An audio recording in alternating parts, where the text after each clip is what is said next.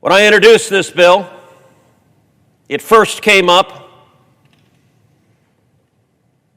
as an amendment on the much-touted bipartisan gun control bill last year that did nothing to stop violent crime. The senator is right. I have very little interest in engaging on the merits of these proposals in a dialogue on the floor of the Senate because they are not serious attempts to make our kids safer. Senator Cruz and Senator Murphy go at each other on the Senate floor.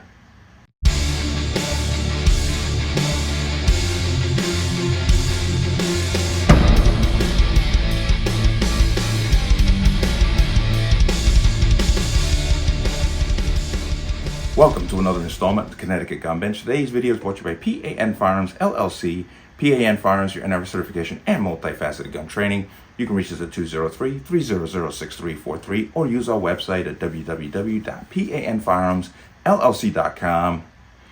As always, there'll be a link in the description box below. And if you like my channel and like my content, you can subscribe to me or donate to me through the links in the description box. But let's talk about this.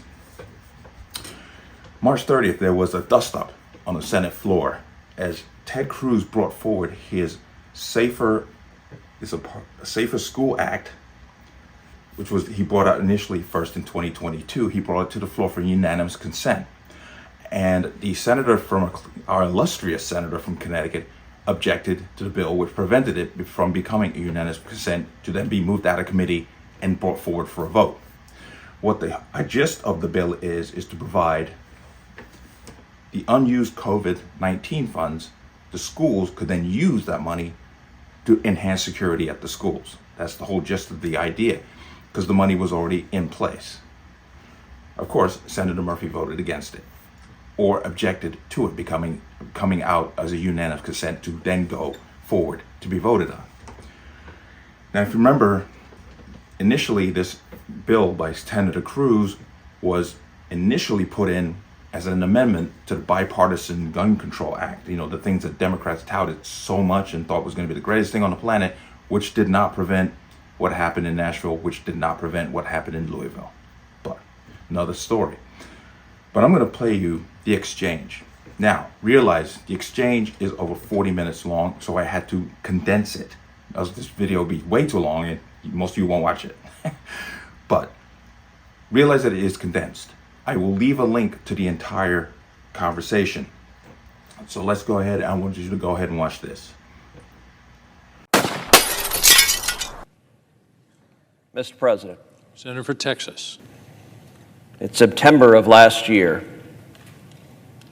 I stood on this Senate floor and tried to pass legislation to stop these school shootings. Too many of our children have been murdered by deranged lunatics. There wasn't a single day that I woke up going to school worried that some idiot, some sociopath was going to shoot up the school. You might worry about getting punched at recess, but this didn't happen 30, 40, 50 years ago. Now it is a brutal reality over and over again. There are lots of causes that we could debate for a long time. Causes in our culture, causes of disconnected, emotionally disturbed young men who want to become famous. I think Columbine may have started this whole tragic cycle. Every time there's a mass murder, there's a pattern that plays out. Number one, there's an expression of grief, of love for the community. There are millions of us who lift the community up in prayer. Inevitably, that produces a response from the political left, where they scream in unison, thoughts and prayers aren't enough. Now, I'll tell you, Mr. President, I believe in the power of prayer. But I agree with the sentiment. thoughts and prayers are not enough. That is exactly right. We need action. And what is so infuriating is every time there's a mass shooting, Democrats in this chamber stand up and they don't actually want to do something to stop the murderers. Instead, they want another gun control bill to disarm law-abiding citizens that won't actually stop the murders, that won't actually protect our kids. In September of last year, I introduced legislation that would be the most far-reaching school safety legislation ever enacted. It would double the number of police officers on campuses, devoting $15 billion to putting armed police officers on campus to protect our kids, the single most important step we can do. When I introduced this bill, it first came up as an amendment on the much-touted bipartisan gun control bill last year that did nothing to stop violent crime. But it satisfied the left-wing donors of the Democrat Party. When my amendment was voted on the Senate floor, I'm sorry to say every single Democrat in this chamber voted no. All of them, every one. Afterwards, I went to this floor, I stood on this floor, and I tried to pass the bill by unanimous consent. And when that happened, the senator from Connecticut stood up and objected. Now, I have to say,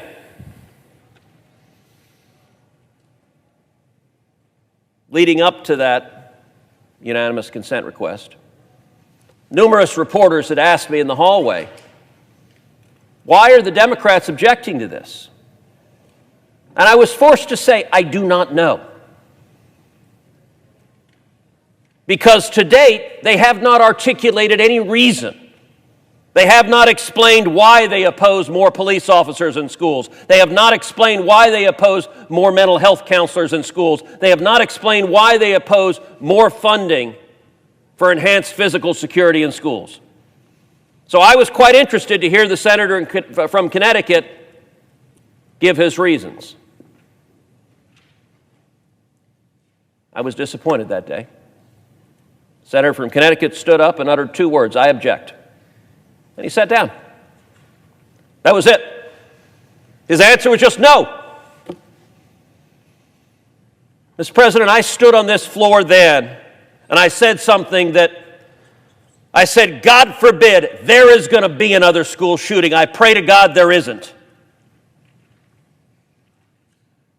But we're going to find a day when another one of these happens, another deranged lunatic commits this kind of mass murder. And if there is not a police officer at the front door, I said, remember this moment. Remember this moment. Because if the senator from Connecticut had not stood up and said, I object, this bill would have passed the Senate unanimously. Is there objection? Mr. President. Senator from Connecticut. Thank you, Mr. President. The senator is right. I have very little interest in engaging on the merits of these proposals in a dialogue on the floor of the Senate because they are not serious attempts to make our kids safer. These unanimous consent requests that Senator Cruz makes, they're going to get a lot of clicks online. The confrontation that he's looking for will probably lead to a bunch of cable news appearances being booked, but it's not going to save any kids' lives. The senator knows this is not how the Senate works. This isn't an autocracy. It's not a dictatorship. You don't come down here and introduce a piece of legislation and 2 minutes later demand that the entirety of the Senate agree to it without any debate, any negotiation. The senator says these are the same bills he introduced last year.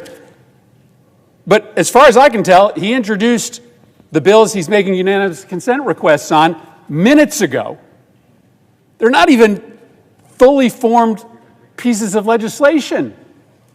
This thing is so ham-handed, one of the bills, that there's literally brackets and question marks in the text. The legislative drafters, at least in the version that I see, haven't made decisions on when the money is being spent. The senator says that there's this pattern that plays out after these shootings in which Democrats make demands about taking people's guns away, but aren't serious about making our kids safer. Is that how it played out after the shooting in Uvalde? Is that what happened last summer? No, that's not what happened.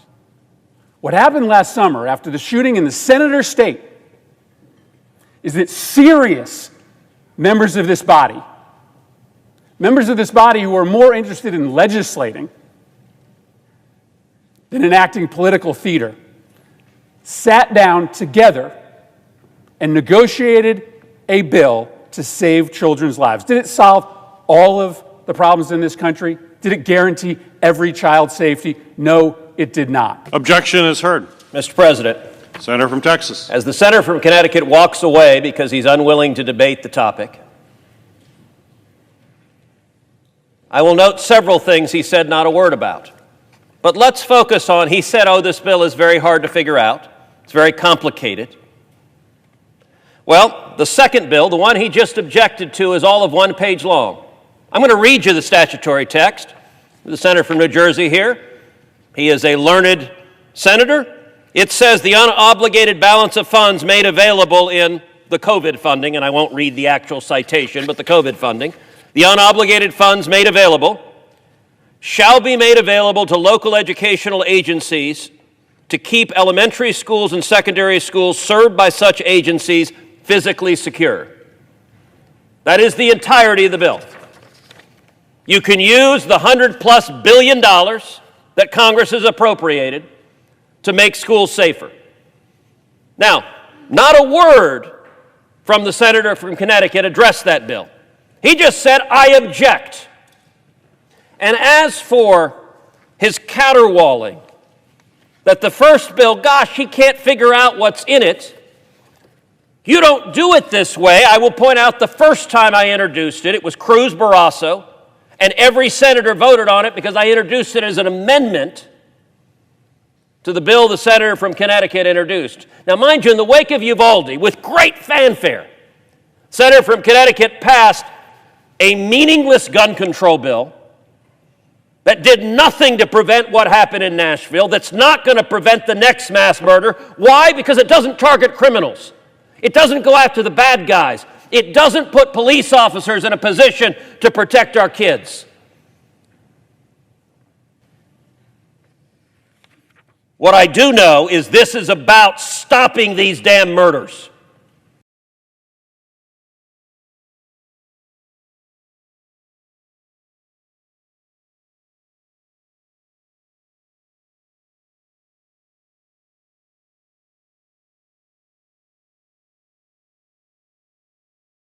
Have any awareness of what he says. Why is that? Well, for one thing, when we did this last time, there were 0 reporters in the gallery. Now there are 2. The corporate media doesn't report on this. If you turn on cable news, they won't tell you that the reason there wasn't a police officer at the Covenant School is because every Democrat in the Senate voted against it.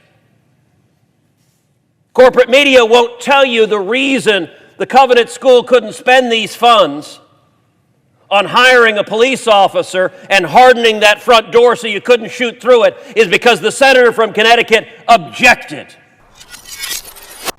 Heard that and you saw that. Now, you can immediately say, well, you gave Cruz a lot more time than Murphy, because unfortunately, Murphy's whole tirade in the context of that video was basically the same thing. He complained about the construction of the bill or the context of the bill, and saying, I don't know if you heard him saying, like this thing is just so makeshift and so not, it's got brackets and little things like that. That's what he pretty much did throughout the whole thing. He did not argue against the merits of what Ted Cruz had brought forward.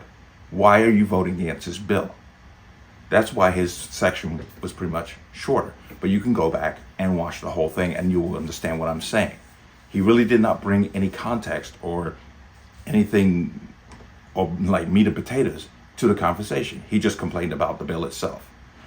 But you have to keep in mind that it's not surprising, because this is the same Murphy who brought legislation to remove police officers from schools.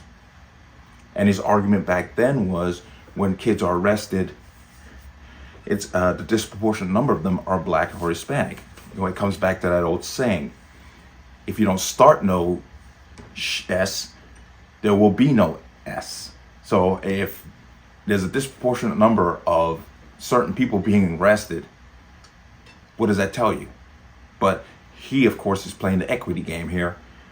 And then you have to also remember that this is the same Chris Murphy who did not want armed teachers. When, like Florida, I believe at the time Florida was passing a bill to arm teachers, he immediately jumped in on Twitter to say that he did not, endorse nor wanted that to happen. So this guy, pat himself on the back and touting his bipartisan, which is a joke, gun control bill, which did nothing, as you have Ted Cruz clearly point out, did nothing to stop violent crime. And which he even admitted. He said, will it stop them all? No. Well, then what's the purpose of it? The purpose of it was to hamper law-abiding citizens from exercising their rights, because that's all that thing did. It basically stopped 18 to 20-year-olds because they had now have a more enhanced background check, and there was a few other things, but it did nothing to address the criminal element. So this is typical. This is you've heard me say this before if you watch me enough. I miss Lieberman. He was our senator in Connecticut for a while, because what we got now is literally just a joke. But I just wanted you to see that exchange. Like I said, please go back and watch the whole clip. It's 40 minutes long, but you should watch it to get the full context. Okay? But let me know what you think. As always, you can leave your comments in the comment section below. And as always, any statements of violence or statements that lead to violence will be removed. Please like, share, comment, subscribe. Don't forget to hit that notification bell so you're notified the next time a video goes live. I will see you on the next one. Peace.